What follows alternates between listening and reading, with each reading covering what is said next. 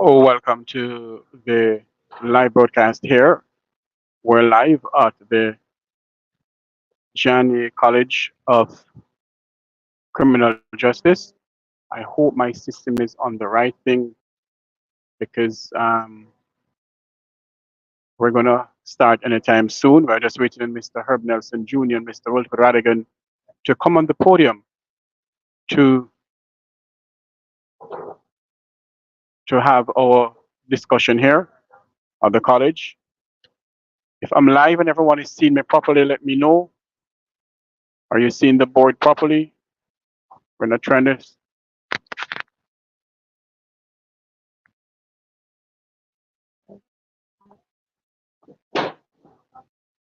Yes. Go back to over here to.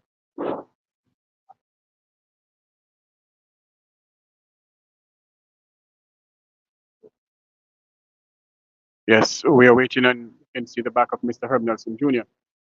Ladies and gentlemen, people, I think we are trying to assist. There is something here that I'm trying to get properly on.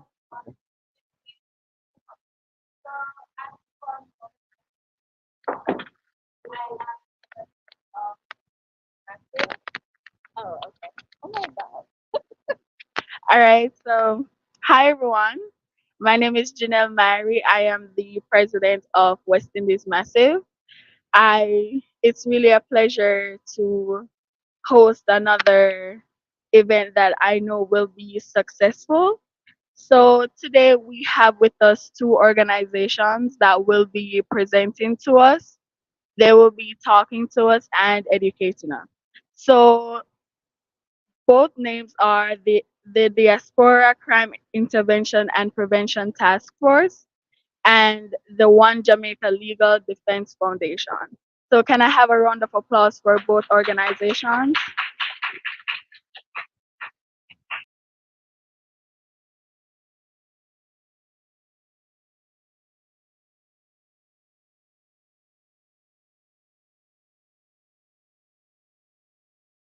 That should be here, and we're the ones that can make a difference. So, can we have a round of applause for ourselves? All right, so we are off to a late start. So I am gonna hand over to Mr. Rattigan so that he can do formal introductions and begin his presentation. So can I have a round of applause for Mr. Rattigan?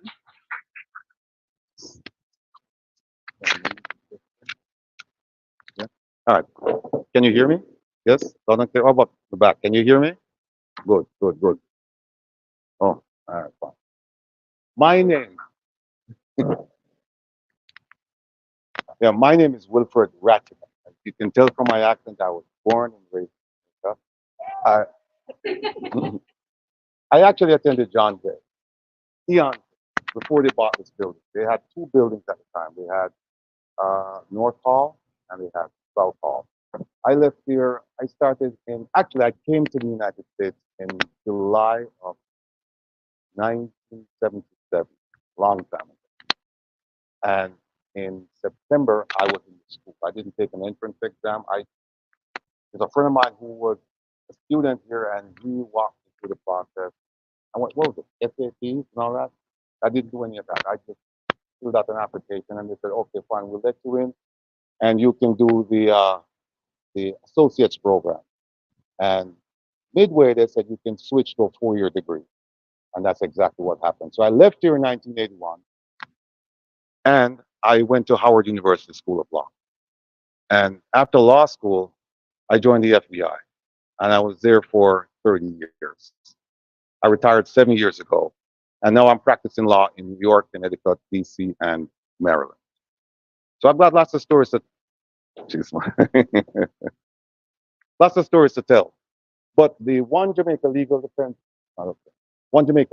Foundation, it was an idea that came out of discussions regarding the lack of governance in Jamaica, the lack of good governance in Jamaica. And we looked around throughout the diaspora and we found that organizations that were discussing these ideas, but There was no action. So we decided that we're going to form a core group and we're going to take action. So we formed this organization less than a year ago. And since then, we've filed a couple lawsuits against the government of Jamaica. We had one protest in Miami. We have another one next week, Friday, in front of the consulate on 2nd Avenue between 41st and 42nd. I expect to see all of you faces out there. Yeah, I expect to see all the faces out there. I have a good memory. So, all right. And Herb Nelson, I met Herb through a mutual friend several years now, and he's a part of that organization. We have a core group of 9 people that's causing all kinds of uproar in the community. But we're fearless. We don't care. As we say in Jamaica, we're not afraid of nobody. Nobody. Right. So what you're going to hear today is a presentation. Actually, I would like it to be a discussion. We can throw the formalities out the door, and we're just going to talk about corruption and its impact on education, particularly in Jamaica. So I'm going to turn it over to Ed, Ed, Herb. I'm thinking about somebody else. Herb. And then he'll introduce himself, and then we'll just get this thing going because we don't have much time.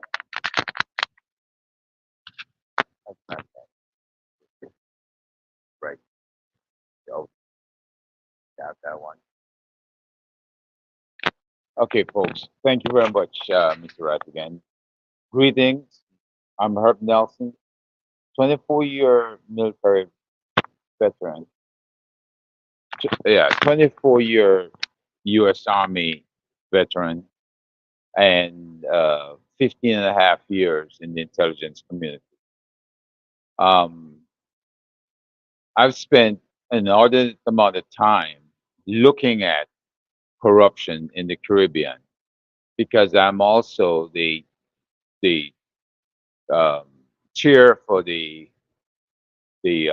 Crime and Security Committee of the Institute of Caribbean Studies in Washington, D.C. And Jamaica, head and shoulders, is above most of the Caribbean. I say most of the Caribbean because you still have to deal with Haiti, and you still have to deal with Guyana, and you still have to deal with Trinidad. And you try to see where we are positioned in Jamaica compared to these other islands. Now, we went to Jamaica as a result of the deaths of many high school and other students. There are students missing in the early mornings from their home, missing coming back home from school. They were just missing all over the place. And we realized that there was a security problem specifically for school children in Jamaica. And we went down and we tried to address the issue. But first of all, what I wanted to do was to outline to you, if you're writing a paper, those things that need to happen um, with the school system in Jamaica. The paper here will give you um, an outline of that's not it. No, that's not it. That's not it.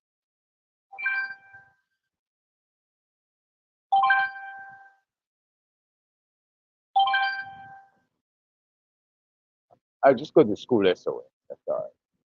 School SOS. And open that up. Yeah. Now, this was put together with a company in McLean, Virginia. And this was intended for the folks here in college, the folks in the high schools, the folks in the middle schools, the folks in elementary school. And the School SOS program, actually, you have the pro software on your phone. And if you're sitting in class, somebody jumps up in class and they start becoming abusive and start hitting on another student. And I don't mean like hitting on a your opposite sex or some same sex or something like that. I mean, striking them because of some retaliation. Could be gang related. Could be, just a beef between two people. The SOS program is designed. You press one button on your cell phone, and the signal goes to the principal or to the director's office, director of security, and immediately they can monitor because your phone has a two-way speaker. They will be able to monitor based on what you say or whisper into that phone, or they can listen in. It also sends a signal to the nearest police station, and they can listen in as well. So the idea behind saving those kids who were being murdered was we said to then the permanent secretary of the Ministry of Education, Dr. Grace McLean, we said, Doc, we can save some of your kids because kids come to school early in the morning, 6 o'clock, coming through Dispatch or Bamboo Walk or some walk in the country, and they get ambushed. They disappear, and then they find their bodies. Right? The parents drop them off early, and they're hanging around the school ground because it's not class time yet, and they get kidnapped.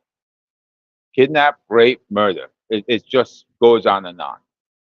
So we said, give the kids cell phones with this program on it. And once they press that button and it goes to principal, usually the staff is in early. So it would go to the staff office. Somebody answers for the principal. They can figure out what's going on because they're hearing what's happening. It goes to the police station and the police can respond. It has GPS features that tells the police exactly where you are on the ground.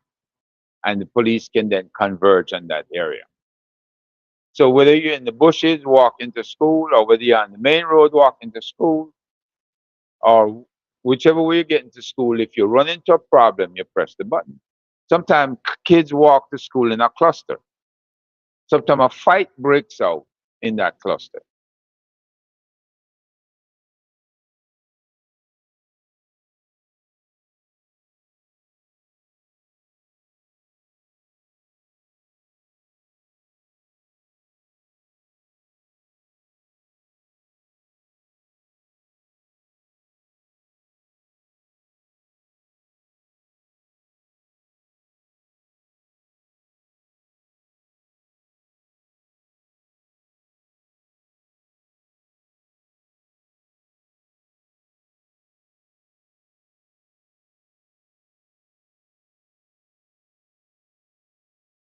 But he wasn't available because he was busy beating back corruption charges. It's that simple. This is 2018. So yeah, so I'm just bringing it forward, right? The issue today is one that all the monies that was given to the school, and what I had to analyze and determine was that at the time, if all the kids in school had access to the police, if all the kids in school got used to reporting incidences and what they were seeing, because we said, see something, say something. So if you notice that there are people not doing their jobs and that there's money going out the door, you're going to report it because it's impacting you in school. We had issues with our students at the university in Jamaica losing their funding.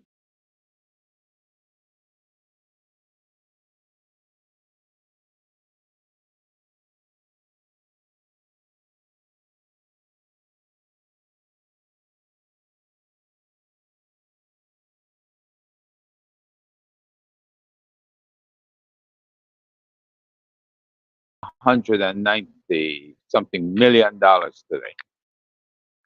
If you were to break that out further, he was earning 62,000 US dollars a year, and he accumulated 11.5 million US dollars in assets. And that does not spell efficiency nor good governance for our school system in Jamaica. So when we get involved to try to identify where did our money go, who is responsible for the misappropriation of these funds, why are the people who are in charge not acting as if they're in charge? Why do we have to have people to watch them, watch over them, and watch over the funds that comes out of the American diaspora, the UK diaspora, the Canadian diaspora that contributes to the system when COVID was in effect, right? And I don't know if Dr. Dunkley will speak today, but she can tell you she has 450,000 US dollars that went to Jamaica for the youth back in 2020 it were, and there's no accountability. She's been writing for 2 years to try and find out where the funds went to, and there's no trace. So I'm just telling you like it is. It's not just Jamaica. Got issues in Guyana, you got issues in Trinidad and elsewhere. All right. Go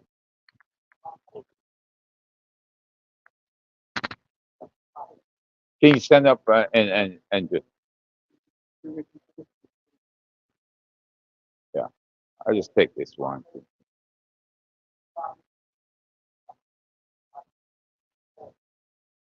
Yeah.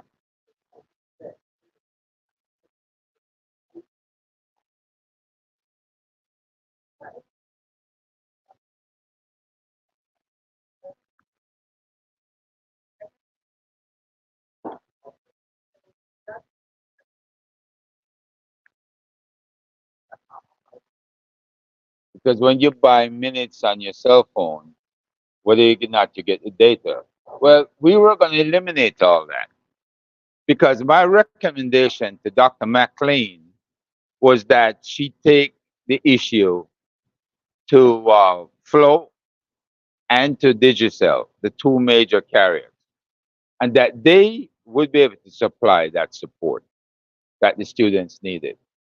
The bottom line is our kids are the most important things to us when you guys are growing up, right? And if we have to safeguard you, then everybody, it's all hands on deck. Whether you're a teacher, a counselor, a mother, father, coach, whoever you are. But if there's no concern showing for the kids while you're growing up, then what we have, especially now, is the human trafficking problem, the child trafficking, sex trafficking.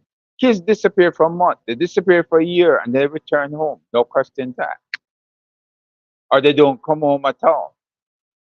We got and I'll take the questions at the end now. We've got a monument in Jamaica that was built so you could add the names of dead kids, murdered kids on it. And it should have taken maybe 20, 25 years to fill up. It filled up in about 5 years. It's completely full. And there's no place else to write the name of kids on there or to, what do you call it put the, install the names on it. So I'm just telling you like it is. We are not very good in Jamaica with the governance question. There's no transparency, there's no accountability of the funds that they receive. And furthermore, if the funds were to be utilized for your upbringing, whether it's being sports, supporting you, whether it's in scholastics, whether it's STEM programs or whatever, our programs, they just announced STEM programs the other day. STEM been around for what, 7 years at least? But they're just getting around to it. So taking care of the kids has got to be number one, and they have to show more concern. Getting that SOS program in there is what should have occurred for the full protection of our kids, and it has not happened. I'm going to turn it over to the next speaker, Mr. Rattigan. And like I said, we'll take your questions at the end. So save your questions and then ask. Let me just say that Jamaica is a corrupt country. I love Jamaica very much, but it is what it is. Jamaica scored 43, 44 on the corruption index. Anything below 50 means you have a corrupt problem, severe.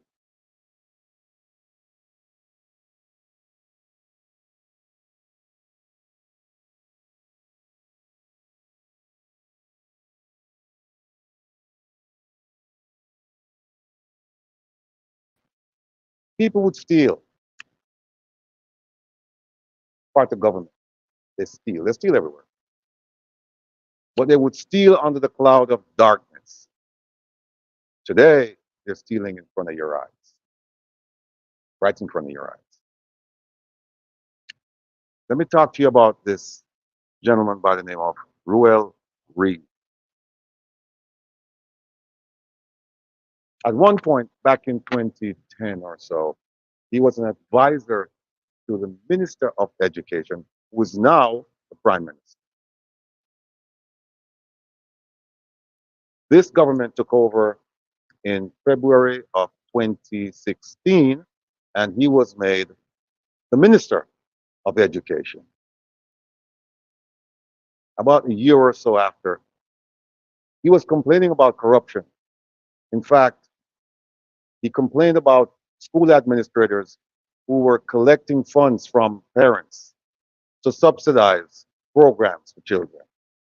He said they were corrupt, and he called them other names. Eventually, he had to take it back, but he had a strong stance when it came to corruption. Fast forward to 2019, I believe.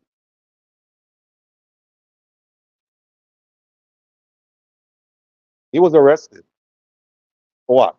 Corruption. He, his wife, his daughter, and the president of the Caribbean Maritime University and a local politician were all involved in this scheme where monies were allocated to that university for at-risk children. They claimed that they were using the funds to finance these programs. There were no programs. In fact, he convinced the president of that university to hire his wife. And his daughter had access to an account belonging to the university where she spent freely. Not only that, he got his help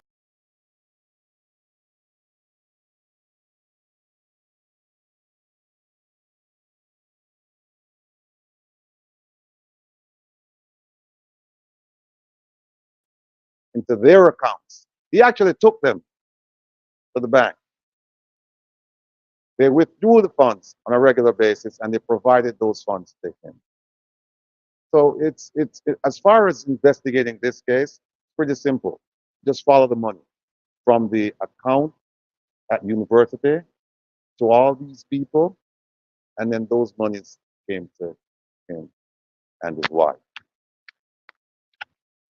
Why am I telling you this?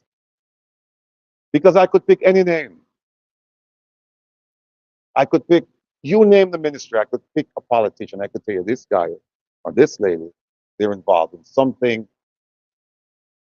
that's unethical or something that's illegal.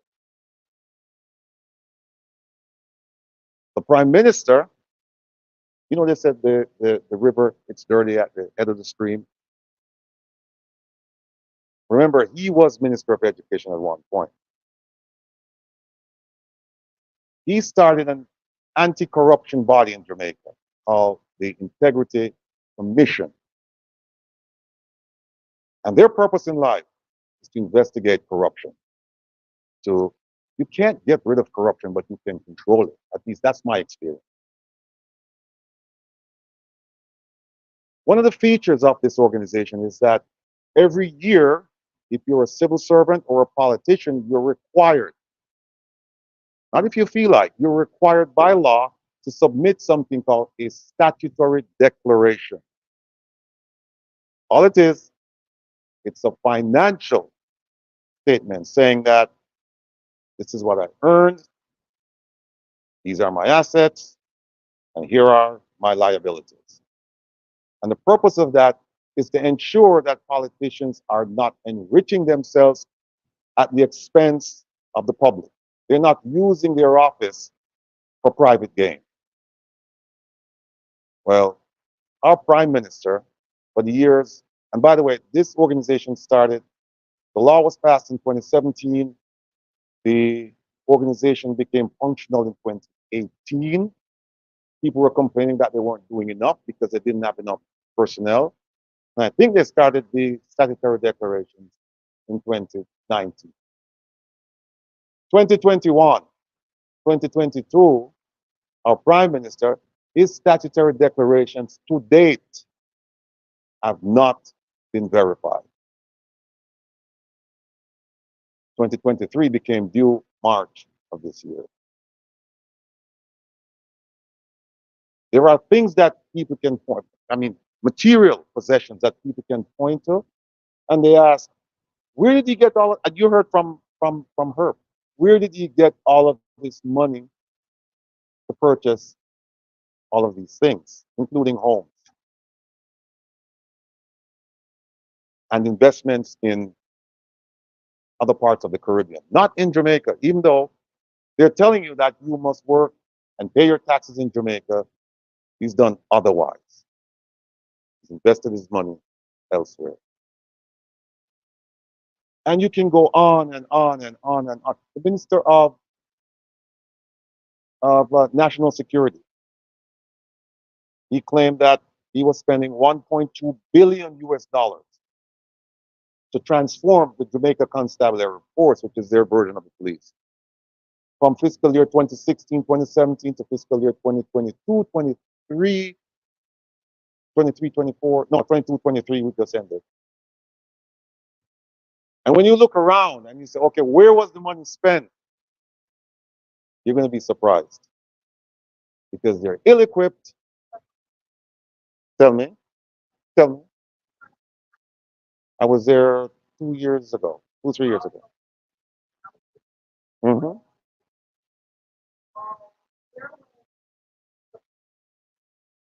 '16. Mm-hmm.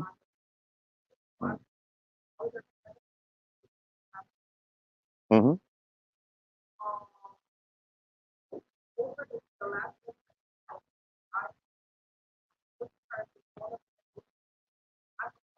Mm-hmm. Mm-hmm.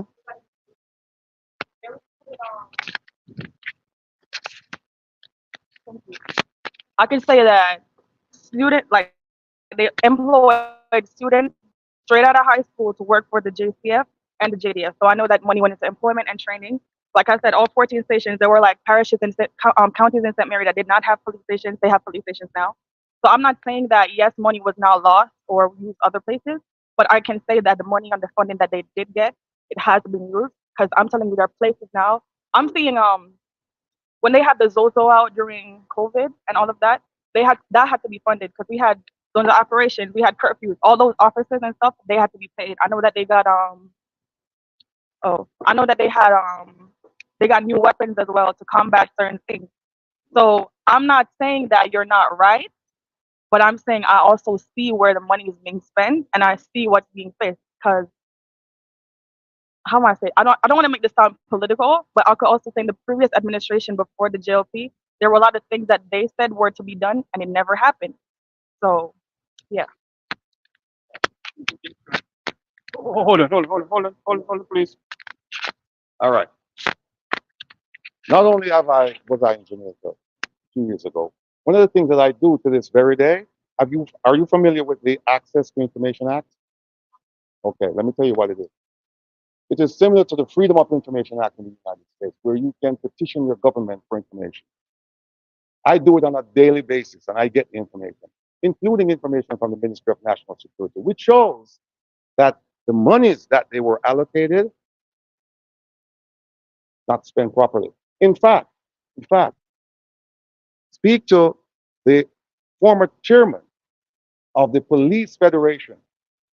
He was constantly complaining about lack of training, lack of equipment, and also ZOZO and state of emergencies because he's into proximity policing.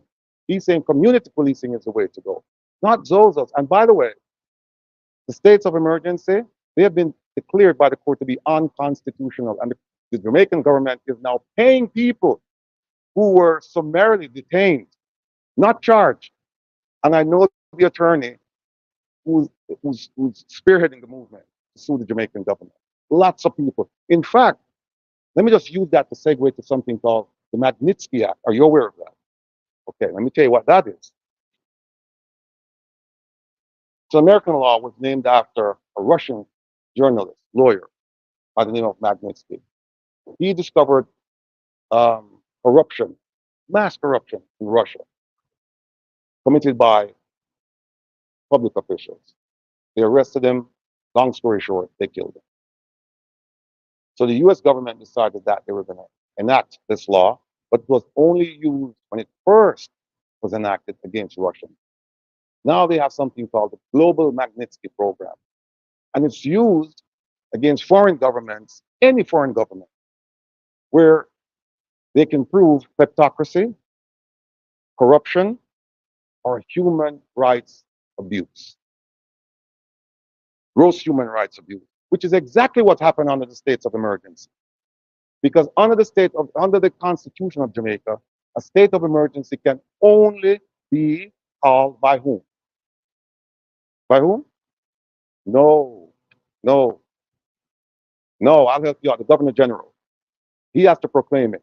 They must go to him because Jamaica is still a constitutional monarchy. The head of state of Jamaica is who? Is who? No, King Charles. No, no, no, no, no, no.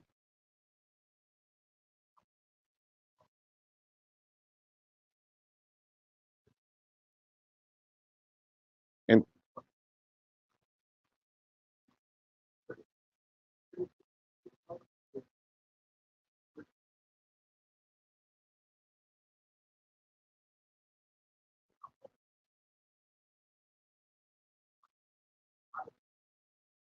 mhm.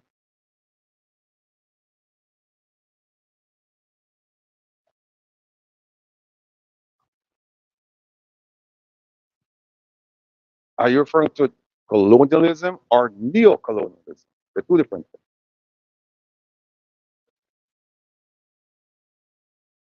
Okay. Jamaica got its it's a misnomer to use the word God. Jamaica was given independence in 1962.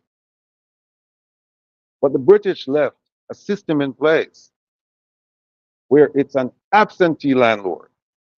So, for example, and I'll challenge anyone, I'll challenge lawyers, scholars in Jamaica.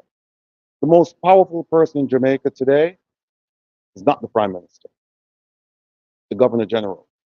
Almost nothing can be done in that country without his assent. That's the word, ASSENT. States of emergency, you can't call them. You must go to him and present whatever you have, and then he will proclaim it. Certain positions. In fact, Parliament cannot start without the Governor General giving what is known as a throne speech.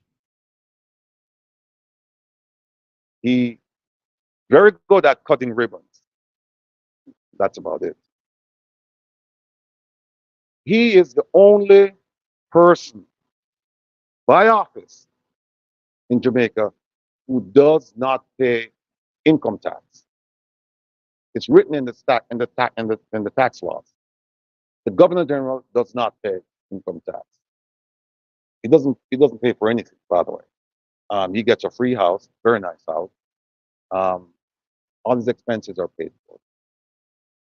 He represents the monarch. And that's by constitutional desire. This is not something that somebody just said one day, yeah, let's just make him. No, it's in the Constitution. So there are lots of things you can't do in Jamaica without the Governor General being involved. So, but getting, go ahead.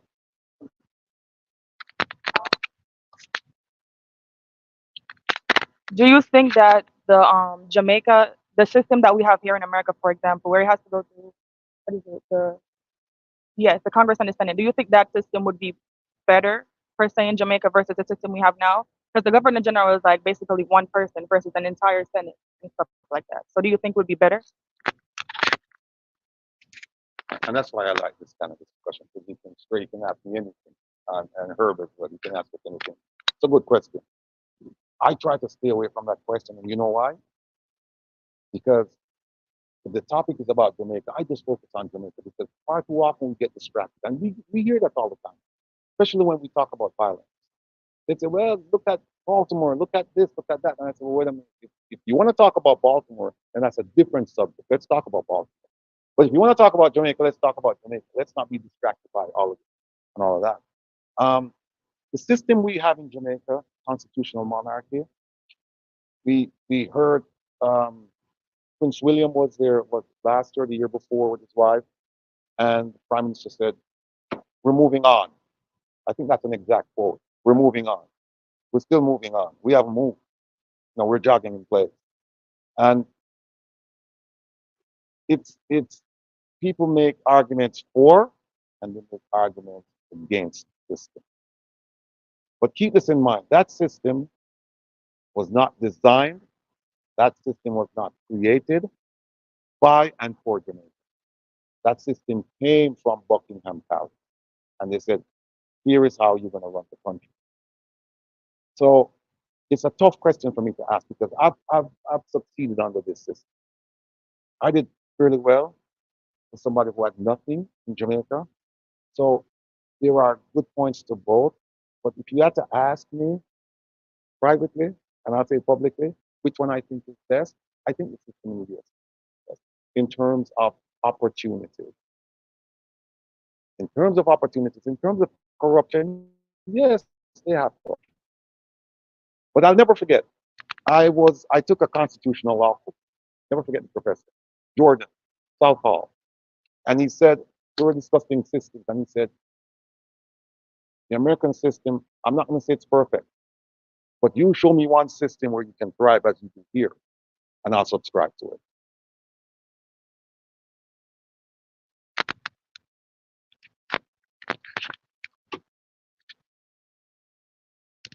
Yeah, I'd like to address your question real quick. From my perspective, the comparison of both systems in Jamaica, the elephant in the room is that an elected official, the politician, can become a member of parliament and head an agency like the Ministry of Education, where that's open for corruption. A lot in America, congressmen don't usually head agencies. You elect a congressperson and they go in Congress and pass laws and stuff like that. In Jamaica, in the parliament, you have a minister of education, minister of health. Those are not industry professionals, like the best person for that job. They just elected and they're in there and they open for a lot of corruption. That's one difference. And if I may say, sorry, Mr. Rattigan, if I may say, um, when when you have a system like this in America, if I'm going to select you to be, let's say, Secretary of Health or Secretary of Human Resources over here, it has to go through the Senate and the Congress. In Jamaica, it does not.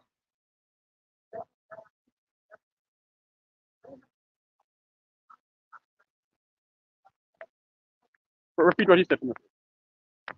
I feel like when it has to go through all of those systems, like it has to be verified by the Congress, verified by the Senate, it is not the best decision for all the people or for the majority, but rather for that majority there. If you get what I'm trying to say. Like for example, I was taking CSEC exams during COVID.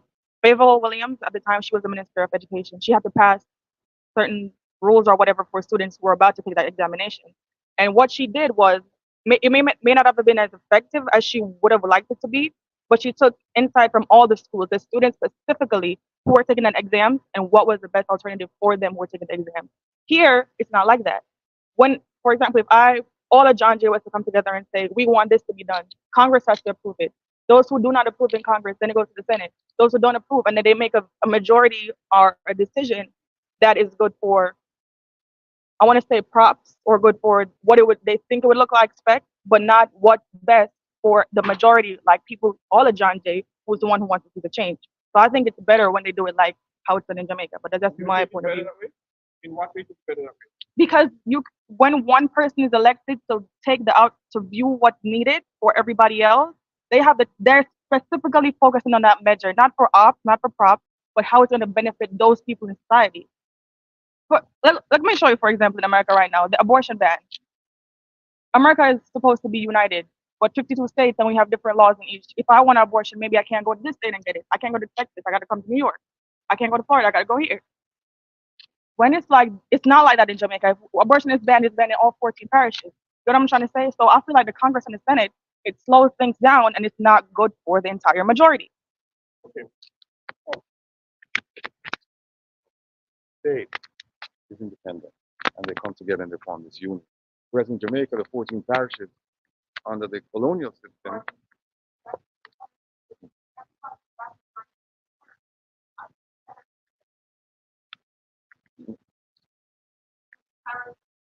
all right, I do. Let me give an example.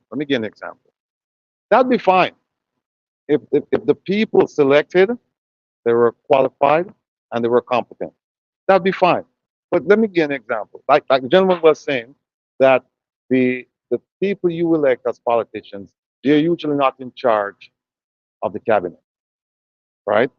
The president is going to select his cabinet, and they're going to go through the process of being vetted. The Minister of National Security in Jamaica, you know who he is. He's a trained medical doctor, no experience. And Jamaica has one of the highest murder rates in the world. In fact, I think in 2023, Jamaica was in the top 3, if not number 1. So you have a critical problem, crime. And it just didn't start with this administration. It's been going on for a while. But why would you put a medical doctor in charge of national security? Then get this. You know who's in charge of health? A marketing guy. No medical experience. None. Minister Tufton. And then you know, have you heard about the Cornwall Regional Hospital? Cornwall Regional Hospital. Yes. We've got to talk. I just have to show. No, I just have to tell you something. No.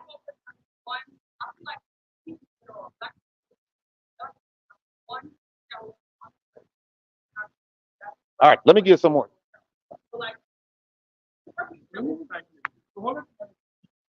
Please, let everybody can hear you. I beg you. We're coming to you live at the moment. One moment. Please, go ahead. You're live in the next talk. And we also have a channel, Wilfred Rattigan, and I'm thinking to that one. From that. Okay. Shit, I forgot what I was saying. Okay. I feel like we don't focus on what did go well, and we try to focus on what one wrong thing. So like you just said, Cornwall Regional Hospital, nobody was focusing on what he was doing with COVID, like the vaccines availability. That was a good thing. Or who it did benefit. See, we weren't focusing on stuff like that. So I don't feel like it's fair to tear down one thing. For example, you just said it. One person manages it. Each heading, health, education, whatever. I don't think it's fair to like just say that they messed up one thing. It's not entirely their fault. Mm-hmm. Are you aware of taxpayers putting in the hospital? Just like I just said, no. I'm not aware of Cornwall Regional, Okay. no. So that's what we're saying to you. Just that you try to find out what's going on. Because they said they have a project for the $2 billion. Those $22 billion in the run. We can show you video. Are you a farmer? Are you really thinking for the country? But like I said, that's one place. Go ahead. Here's all I typically answer a question that you just posed. When you an opposition party or a government, they come to you and they say, look, I'm the best for you, your community, the country. Vote for me, and I will do A, B, C, D, E, F, and G. There's something called a social contract where you give me your vote and I run the country based on my promises to you because I convinced you that I'm the perfect guy for the job. And you said, okay, I'll give you my vote. So I don't give you props for doing what you were supposed to do. It's a contract. I did my part. I voted for you. So now you have to do for me. So when you do what you promised for me, why should you get props for that? You get props for not no, you get the attention for not doing the things that you said you were going to do. Because the things that you said you were going to do, when you do them, you just satisfy the contract. And we said yes. But far too often in Jamaica, we tend to look at something that somebody did, one or two things, and say, hey, this guy's great. But then a million things he or she didn't do right. And we said, no, no, no, no, no, no, no. I'm less concerned about what you did, what you promised. I'm more concerned about what you didn't do that you promised. And that's how I answer that question. Because the Cornwall Regional Hospital, if you look at the Ministry of Health, don't take my word for it. Please, I'm asking you. I'm interested in you. You're a Jamaican, you're a student, you're bright. Pick up the Auditor General's report, the Jamaican Auditor General's report. Turn to the section on health, and you will see how much money has been spent and how much money has not been accounted for. That you will see. And that's my problem. My problem is that it's not that they did something good over here, something bad, good over. I'm like, wait a minute. All these things are, they're going bad under your watch. Your watch. You promised me you were going to do all these things and you didn't. For example, in COVID time, you just mentioned COVID. Are you aware that the government of Jamaica borrowed borrowed from IMF, IDB, and the World Bank approximately 750 million US dollars? You're aware of that? Okay. Are you aware of the accountability of those funds? Okay, let me briefly give you a piece because I gotta bring Herb in. I don't want to steal his thunder. But they did was money came in for two communities: the business community to keep the economy afloat, and at-risk communities, poor people. And here's what they said to the poor people, the government. They said, well, in order for you to get this money, you got to have internet. And then you got to have a bank account. And then you have to do this. You have to, people in the rural areas, they can't afford it. They don't have it. The question is, where did that money go? I'm asking. To this day, I'm asking. And I'm getting information. And I recently received information where that money is not accounted for. It's missing. Missing 750 million. That's fine. Here's what's not. I mean, I'm being facetious when I say it's fine. Here's what's wicked. The money came in, some of it for poor people. They didn't get the funding. But guess what? They're going to have to pay back that loan. Their children, their grandchildren, they are going to have to pay back that $750 million. And they didn't get the money. That is wicked.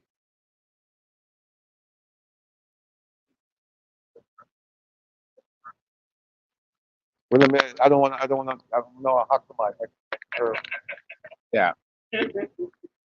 Something happened a few months back with the U.S. State Department. They gave a warning. What was the warning? Anybody can tell me? It was a travel warning. Was travel advisory. Why did they give it? No, no, no. The crime warning was 2 years prior, 2022, right? The current warning, and you said it. What was it? Yeah, we had a we had a lady go to the St. Anne's hospital with a bellyache. They treated her, sent her back to the hotel. She got sick again and she went back to the hospital, same bellyache. This time she didn't come back. So the US government is concerned with the healthcare system and what's happening with the healthcare system. They do not want people to come in with simple problem and end up dead. And it's that simple. And of course, you have a lot of US students like yourself that come to the University of West Indies, to UTEC, to NCU, National Commercial University in Mandeville. And they come because they want to enjoy the international relations and teaching within Jamaica. Just quickly. The Fred advisory came out in January of this year, and it clearly said this is based on the health sector. And it said, if you're an American and you're coming to Jamaica, do so at your own peril. You do so at your own risk. Because if you get sick, we're not going to pay for you. And it costs approximately $25,000 to $30,000 to get you airlifted out of Jamaica. So they were running the government. We did a protest in Miami, and they called us the Dirty 30 because they said, oh, it wasn't well attended, only 30 people. And then a week later, the ambassador said, those Dirty 30, those people, they caused the American government to enhance the travel advisory because that's exactly what happened. You don't take credit for it, but it's there. Here's a story I want to tell you. I have a very dear friend of mine, and he could afford medical attention in Jamaica. He died. Young guy died. You know why he died? And the American government mentioned this in the travel advisory. He was at Medical Associate, which is not Kingston Public Hospital. It's right. Okay, it's private. He waited 3 hours for an ambulance to take him from Medical Associates to the University Hospital, which is, I don't know, 2 miles away, 3 miles away. 3 hours. He died. Died. So,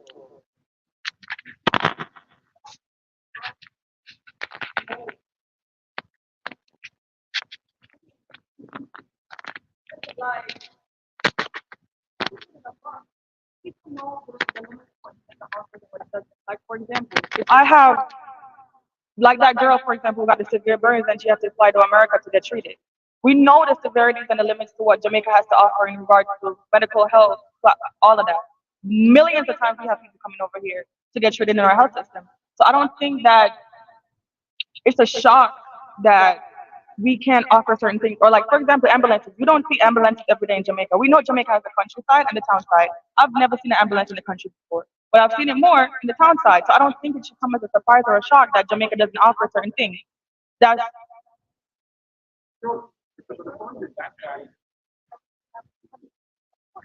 no, I understand that, right? But the way you guys are putting it, like I'm listening to this conversation as like I'm not a Jamaican and I just came in this room to sit down. I wouldn't want to go to Jamaica the way y'all are making it seem, which is a bad thing because I was born here, but I was raised in Jamaica, and I can tell you some of the best healthcare I got in my life, I got in Jamaica. I have to come up here and wait 1 to 2 years to get an appointment at the doctor. Back home, call my doctor, get an appointment. I know it's not that readily available for every Jamaican citizen as it is to me, but I'm just saying if I was listening to this conversation from the outside as a non-Jamaican, you're making it seem like, oh, don't go to Jamaica and get hit by a truck because if you get hit by a truck, you're not getting saved. Hi. Um, I'm not a Jamaican. My family is from Trinidad. I was very interested in this conversation, and my good friend Indira, I see her points because being raised in a country, you have very strong ties to that country. If anybody was to be like, "Oh, don't go to Trinidad because you're gonna jump in the water and sink in oil," I would be like, "What are you talking about?" Like, I would get so upset. But the reality is, as a non-Jamaican, I'm not afraid to go to Jamaica. I don't think I'll go to Jamaica, get off the plane, and somebody's gonna kidnap me. But I understand, just like America, we Jamaica falls short. A lot of Caribbean countries fall short when it comes to safety, when it comes to the regulation of money, the the education, because everybody needs an education. If you want more doctors, you need to be educated. If as a citizen, if I'm giving you money, I'm paying my taxes, why don't we have books? Or like, why are kids being kidnapped from school? The principal saying, I don't care what happens to the kids outside of school. That makes me feel away, but that's also how it is in America in some places. When we leave the building, that's it. So I totally understand where both sides are coming from. I don't think you guys are making Jamaica seem like a war torn country that has no money, because if you travel, you understand that every country has its drawbacks. I feel like this conversation is very constructive. I am learning a lot because, like I said, I'm not from Jamaica. I only went there one time, and I don't have any family over there, so I don't know what's going on. But it does seem like there is some corruption. It does seem like there's an effort to correct that corruption. And it does seem like there's an effort to make other people aware of how this corruption can then spread into other places and affect people's daily lives. So I do understand where Indira is coming from, but I also see where you guys are coming from. Because there's a lot of similarities between America and Jamaica and other countries, because where there is money, there is corruption, unfortunately. But I do see it from both sides. Here it is hard to get a doctor's appointment, but we do see that in certain countries, medical resources are not readily available. And I did see that in the travel advisory. But that's not just Jamaica. It's not like you guys are saying, no, just Jamaica, the ambulance is never going to come. But it's kind of like the information you're getting that's reflective of what's going on. You're giving us the current events. So I do understand both sides. And I really do appreciate you guys telling us, because how would we know? Like, how can we raise awareness? And here we do have the social media, we do have the resources to say, like, hey, did you know that this is going on, and get people really listening and tuning in. And with your guys' rally, the 33, you guys did make a difference. So I feel like, no, I just learned about it today. So it's like you saying the 33, it's kind of like, okay, it was only a few of a handful, but look at what the handful did. So you telling us, I feel like it can um, just just make more positive changes. So I do appreciate the conversation. And once again, I do see both sides, but yeah, I appreciate it. I just want to say one more thing before I go because I have to go to class. Also, you said earlier that you don't like when people ask you like comparing and contrasting. If you're talking about Jamaica, you want to talk about Jamaica. If you're talking about Boston, talk about Boston. Yeah, but I wanted to say that I can't say only every time something happens to me here, the first thing I compare it to Jamaica because I'm a citizen of both countries. I live and I see both. So I just want to say that that is how I perceive life. I compare it to like walking in my footsteps. This would have happened in Jamaica. This would have happened in America. That's how I see it. That's the only thing I wanted to say before I.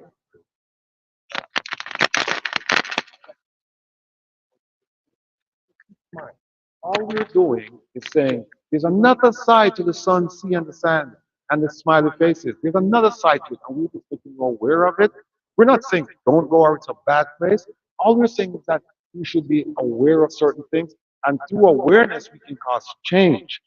Give you an example. It doesn't happen in Trinidad, but it happens in Trinidad. We don't have unlimited access to our beaches. We do not.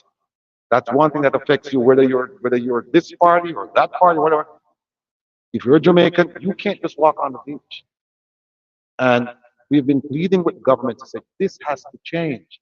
We're not saying you have to affect people's property rights, but they do it in Barbados. They do it all over the Caribbean, where they said, look, this is a natural resource. You can't own the beach. You can own beachfront property, but you can't own the beach. People can still walk on the beach. It's called the foreshore, which is between the high tide and that sandy strip. But in Jamaica, you can't do it because these resorts, they fence it off. And so you don't have it. 500 miles of beach. When you have access to 1.5. Now, try to figure that. Folks, I encourage you, Janelle, to share the SOS and the outline for success with education in Jamaica, because we really didn't get to cover those points. But as students, I believe the reason we're here to speak to you as those who will replace us, those who will look into these things, not just in Jamaica. You know, why did millions of gallons of oil spill in Tobago? What happened with that? Environmental problems. Why is Guyana all of a sudden Guyana is filthy rich with oil and gas? But at the same time, the ExxonMobil paid 11 billion in taxes to the U.S. China got zero. Why?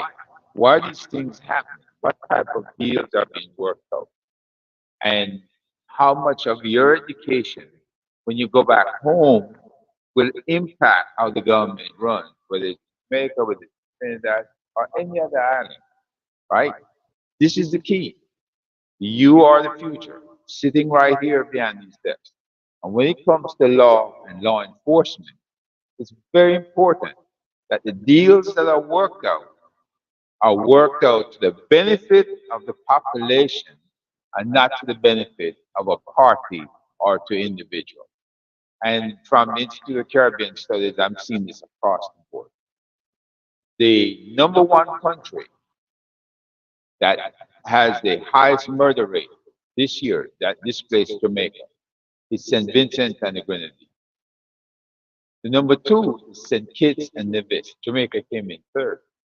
It's amazing. Why? Because the same weapons trafficking that is permeating throughout the Caribbean that comes out of the US, the same weapons trafficking is now permeating the security of St. Kitts and Nevis as well as St. Vincent and the Grenadines. So they are changing too. Lots of murders. So we have to take a look at that. And I thank you guys for coming. I appreciate it. And I know Mr. Rattigan does too. Right? Yeah. Yeah, this Friday, no, next week Friday, 10th, we're having a protest, and it's against bad government. We're not asking for regime change. We're not saying, all we're saying is government, please do a course correction. The things that you're doing that are affecting negatively the people of Jamaica, the things that you're doing that are affecting brand Jamaica, please do a course correction. And the reason why we're doing this protest is because when you speak to them, as we're speaking to you now, it's in and out. There's no, that doesn't register with them. We did one protest in Miami, and we actually had more than 30 people, but they call us, they said it's a dirty 30. And we said, all right, fine, we'll accept them on, right? But this one next week, Friday, is going to be a lot different because we had one in Miami took a week after we got the permit, the plan. This one we've been planning since January. So the NYPD, they gave us one lane of traffic on 2nd Avenue between 41st and 42nd. And we've been doing radio station, social media. And so we expect that a lot of people will come out there. We're going to have music out there. We're going to have food. Not that that should be the attraction. You know, the issue should be the attraction. But that's what it is. I mean, I understand. Yeah, I understand your point. I really do understand your point. But I hope you understand what we're saying. We're not saying, keep these bums out. We're saying, please, we're asking you. You know what the minimum wage is? Yeah, it's 16 US dollars a day. 16 US dollars a day. And so the old rate was, it went from 8 to 13. And then it's now at 16. What they've done is, instead of paying the full 16, they'll tell people, okay, I can't afford to have you here 5 days a week. So you will come in 3 days and I will pay you the 13. But you're going to do 5 days worth of work in the 3 days. That's grossly unfair. Grossly unfair. So I want to thank all of you for being the audience that you are. And I expect to see you, especially you, I expect to see you next Friday. I am Jeffrey Tavares on behalf of Wilfred Rattigan, Herb Nelson Jr. As we're going to say so long from here for another time, live on the Make We Talk Jeffrey Tavares YouTube channel. Until you hear a voice again, may God bless you, and may God bless Jamaica land we love. Have a great day, everyone. Bye bye, everyone. Talk to you later.